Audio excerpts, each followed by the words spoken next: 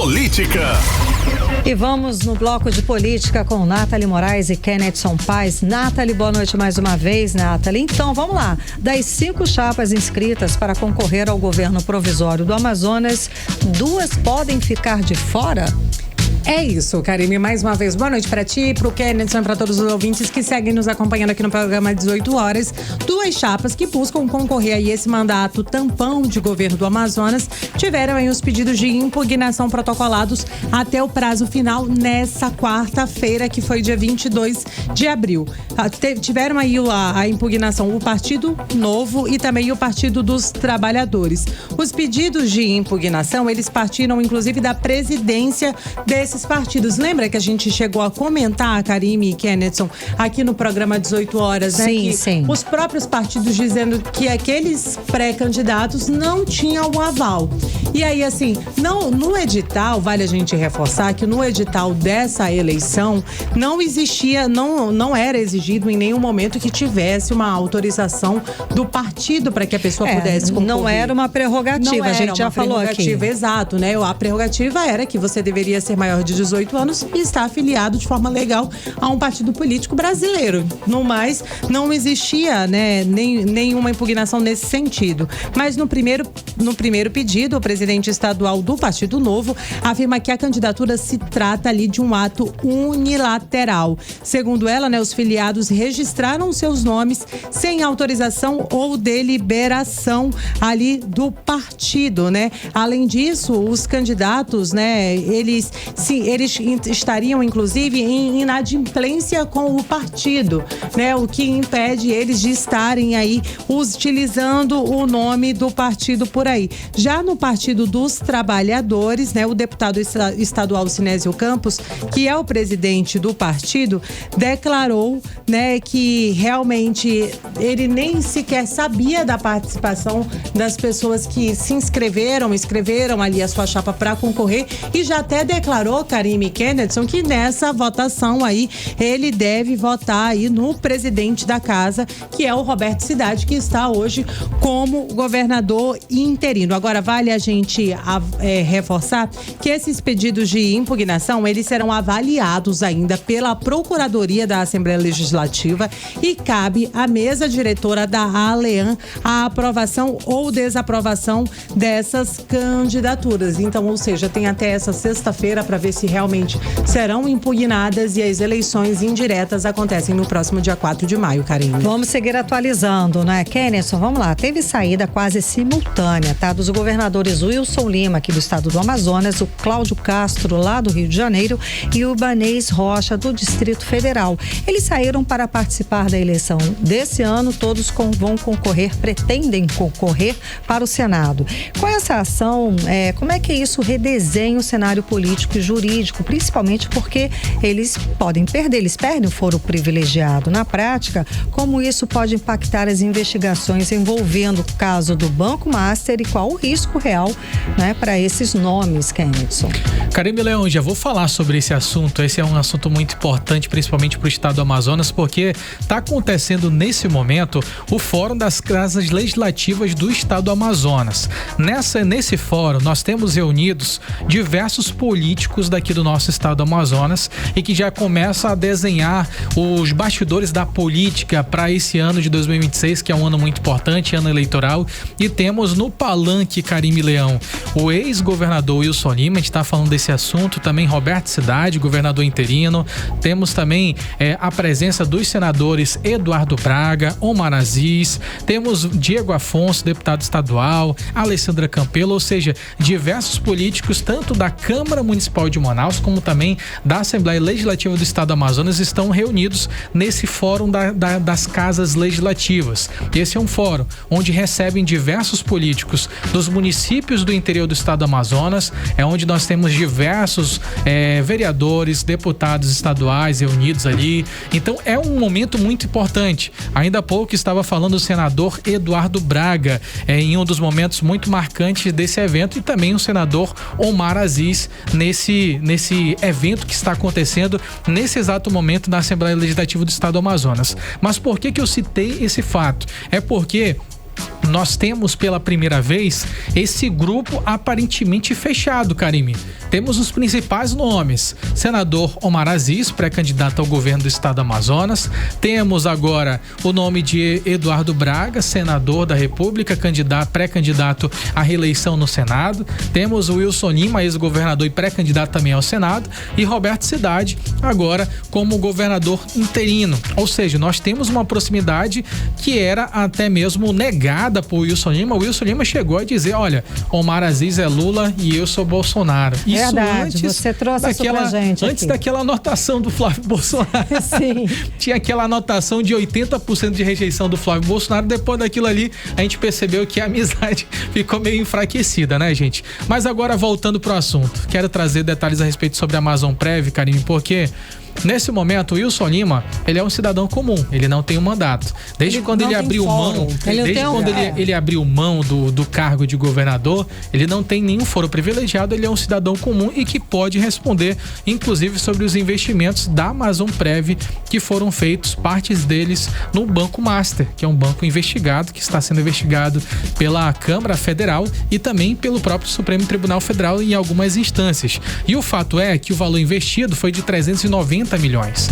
O Wilson Lima, até antes de sair do governo do estado, ele chegou a ser questionado por um amazonense que perguntou dele a respeito sobre aqueles valores investidos. E ele disse que todos os valores que tinham sido investidos, eles tinham feito apenas após um período de estudo que tinha sido realizado pelos pesquisadores da Amazonprev, pelos institutos, só que ele não respondeu a respeito sobre o dinheiro. E aí, os 50 milhões do Banco Master vai ficar para lá? 390 milhões, né? Não, 390 milhões é o valor total. Exato, o valor total. Do Master é 50 milhões. Exato, o valor total da denúncia de investimentos irregulares soma 390 milhões. Só no Banco Master foi 50. Lembrando que esse investimento irregular foi feito mesmo com os avisos do próprio Banco Central e de Brasília para que não investissem e de que o Banco Master estaria em investigação. Exatamente, Karime Leão. Exatamente, já havia esses indícios, o Banco do Brasil já tinha emitido diversos alertas, ainda assim, o Banco Central, já tinha emitido esses alertas e ainda assim essas aplicações foram feitas. E nesse contexto é que chama a atenção e por isso existe o nome de Wilson Lima no meio disso tudo. Por quê? Primeiro, porque ele era o governador do estado. Segundo, porque quem autorizou essa operação foi o Ari Renato Vasconcelos de Souza, que presidiu o fundo no período das aplicações e que também ele já tinha ligação com o governo estadual, já tinha era o contador de Wilson Lima da campanha de Wilson Lima e que naquela ocasião ele não era nem o presidente. Quando foi assinada essa transição, esse investimento, ele ainda não era o presidente da Amazonprev, tinha uma presidente naquela ocasião. Então o fato, ele foi divulgado amplamente pela mídia nacional, pelo Estadão, e agora ganha essa nova repercussão. Os demais governadores, eles estão ligados ao caso Master. Eles também fizeram aplicações no caso Master. Então todos eles agora estão vulneráveis. No caso de Wilson Lima, ele permanece agora vulnerável a essas ações da Polícia Federal que ainda estão em investigação e que agora podem se intensificar ainda mais tendo em vista o período eleitoral. Então até outubro pode haver mudanças e com certeza complicar a situação de Wilson Lima nessa tentativa de seguir para o Senado, Karime. Verdade, Nathalie. Durante o evento lá do IPTU premiado, o prefeito de Manaus, Renato Júnior, ele afirmou que o valor arrecadado com o IPTU entre 520 milhões e 540 milhões de reais por ano é equivalente ao que a prefeitura gasta anualmente com os serviços de limpeza urbana. Diante dessa declaração e das críticas recorrentes, né, sobre a qualidade desses serviços, será que a gente vai ter aumento de IPTU? O que vai acontecer? Porque ele falou que ele, com o IPTU arrecadado, ele só gasta nisso. Então, Karime, né, ele estava ali durante a entrevista coletiva tentando responder e tentando explicar o que acontece, a singularidade que a nossa cidade tem. Manaus, né, hoje, por exemplo, a gente tem pelo menos mais de 20 igarapés que são habitados, né, onde a população vive ali em torno dos igarapés, situação que não acontece em outras capitais do Brasil. E aí ele estava falando sobre a falta de educação aplicação em limpeza pública. A gente gasta um valor exorbitante com limpeza, né, que poderia estar sendo aplicado em outras áreas. Muita gente fala, não, Manaus precisa melhorar o asfaltamento. E ele estava realmente não estava tentando justificar, mas ele estava explicando de que, assim, a gente gasta mais de 500 milhões só com limpeza de igarapé e poderia estar investindo nisso em melhorias de infraestrutura na nossa cidade se as pessoas tivessem mais consciência ambiental. Inclusive, eu separei um trechinho dessa fala do prefeito Renato Júnior para que os nossos ouvintes possam conferir. Vamos ouvir. Está boiando o colchão e precisa ser dragado, desassoreado com máquinas, com equipamento, com combustível, com pessoas trabalhando nos igarapés, que não é competência do município pelo artigo 20. Mas nós temos pessoas que moram nesse igarapé. Manaus é diferente dos outros municípios, dos outros estados. Manaus tem 26 igarapés habitados por pessoas. Então, assim, nós temos que limpar os igarapés e isso gasta mais dinheiro. Então, 540 milhões é gasto todos os anos com aterro sanitário, coleta do lixo na cidade de Manaus, e aí aumenta o nosso desafio. Se nós não tivéssemos um descarte incorreto na cidade de Manaus, nós teríamos mais recursos para fazer tapa-buraco, para fazer as outras ações que nós temos direcionados. 18 horas. É isso, né, Karime e Kennedson? Como a gente acompanhou aí na fala do prefeito Renato Júnior, a gente arrecada aí com o IPTU cerca de 520 milhões de reais por ano, e desse total aí mais de 500 milhões são gastos com a limpeza urbana. Ou seja, se a gente tivesse um pouquinho mais de consciência, as coisas até poderiam... Limpeza dos igarapés principalmente, que inclusive os igarapés são de responsabilidade do governo do estado. Exato, né? Não inclusive por lei, né? Por lei é do governo do estado. A limpeza dos igarapés não é de competência direta do município. Do município deveria ser feito, e esse gasto deveria ser do governo do estado. Falar em governo do estado, pré-candidato ao governo do Amazonas, Davi Almeida, ele tem intensificado articulações políticas e ampliado sua base aí com novos partidos, inclusive com reuniões com lideranças do PRD e Solidariedade aqui em Manaus. Kennedson, esse movimento aí de ampliar alianças, é claro, pode ser decisivo para consolidar a candidatura competitiva, né? Uma maior visibilidade dele, não é não? Exatamente, Karime. Para chegar ao governo do estado do Amazonas, ainda mais tendo em vista o cenário que nós temos atualmente, é necessário um grupo político muito fortalecido para que essa situação possa ter êxito. Porque além de ter esse cargo que está à disposição, Karime Leão, que é o governo do estado do Amazonas, além disso, é necessário que a pessoa que se eleja governador, ela também tenha uma bancada muito forte no estado do Amazonas, uma bancada na Assembleia Legislativa, para que possa ter uma gestão um pouco mais facilitada. E é nesse contexto que Davi Almeida tem trabalhado, tem intensificado a agenda de articulações políticas e ampliou a base que ele tinha de apoio com a aproximação da federação formada pelo PRD e também pelo Solidariedade no estado.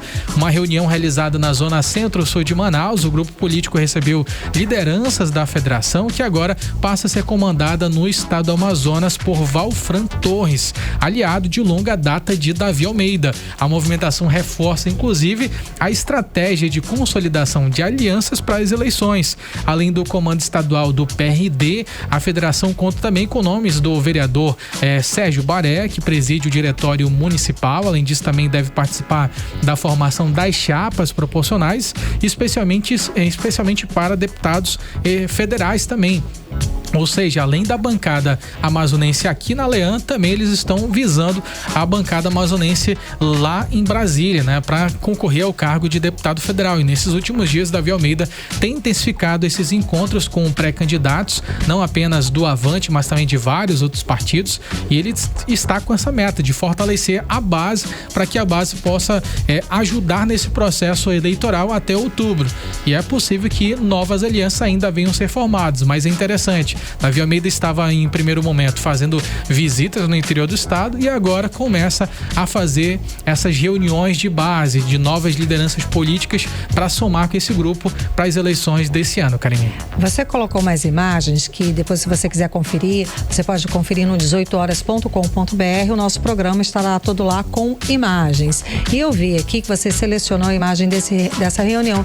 Eu vi Renato Júnior, o Marcos Horta, ou seja, muitos falam que os dois se separaram, que não estão mais caminhando junto, mas nessas ações do Davi Almeida, a gente vê o Renato Júnior junto. Renato Júnior participa de todas essas ações que têm sido realizadas, Renato permanece ao lado.